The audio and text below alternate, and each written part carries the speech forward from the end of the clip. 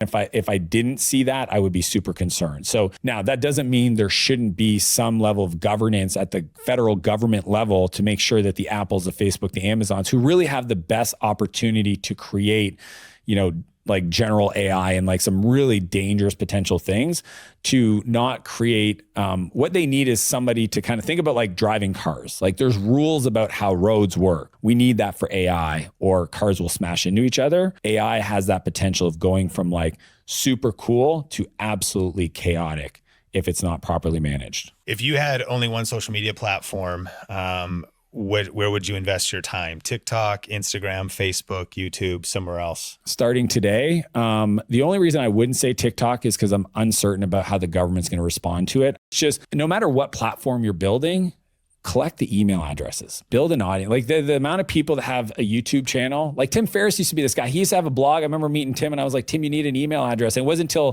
Ramit Sethi finally sat him down and said, Tim, you have to collect an email on your blog traffic. And eventually he did it. Now he has a 2 million person email address. Wow. When you have a 2 million person email address and you own that, then TikTok decides, government shuts TikTok down. What is your thought of the current economic state with inflation, shrinking back, going on offense? What's your take? Two things.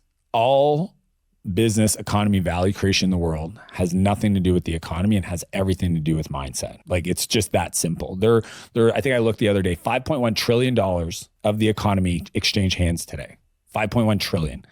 Go get a piece of that. Yeah. Go figure out how to do it. That has nothing to do with the economy. That has to do with your psychology, your mindset, your habits, your beliefs, your character traits. Mm-hmm. So I tell everybody, like, over the next 2 years, giddy up. If you're looking to start, I would start right now, where maybe labor's cheaper. I mean, I went for the last 5 years hiring people. I felt like I was on the receiving end of, what have you done for me lately?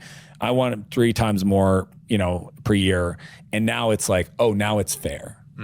And I think like this is a great time to start and build a foundation and a platform to take advantage of this upswing. And that's just the reality, and that's the stats. Hey, I hope you've been enjoying this content creator's guide to building an online business empire. And with that, let's jump into session number 3 with Layla Hermosi. 280,000 subscribers on your channel, Layla, 5.4 million views in just the last 30 days. And so your growth has just continued to multiply. What is the number one lesson you've learned over the last year about creating successful content? It's funny. I look back at, I think a lot of the times, especially with content, I find myself wanting to change a lot because just like, it's funny. It's like almost, I forget the same principles of business and other areas of life. Sometimes I don't apply them to content because it's probably the newer thing for me.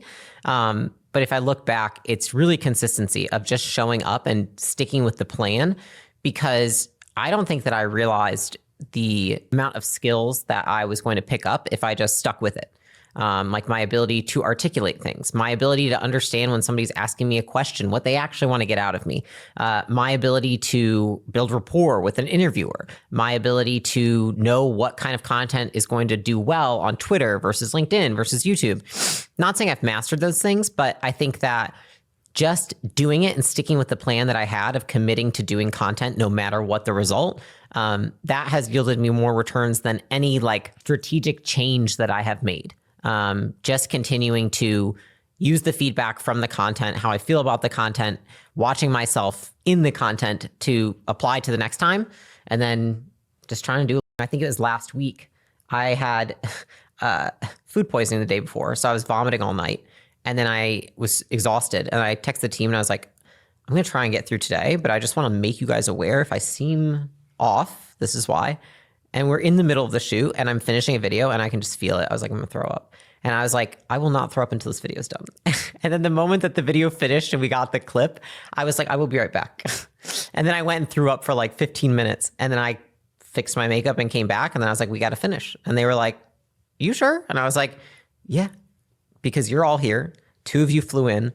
Everyone's cleared their days. Like, just got to do what you got to do. When it comes to the weight of carrying the ops and the CEO responsibilities, and then speaking, podcast, content, what's your why for even investing in it, for even taking the time to deal with that pressure and allowing that fire to maybe not be put out for a while because you've scheduled the content?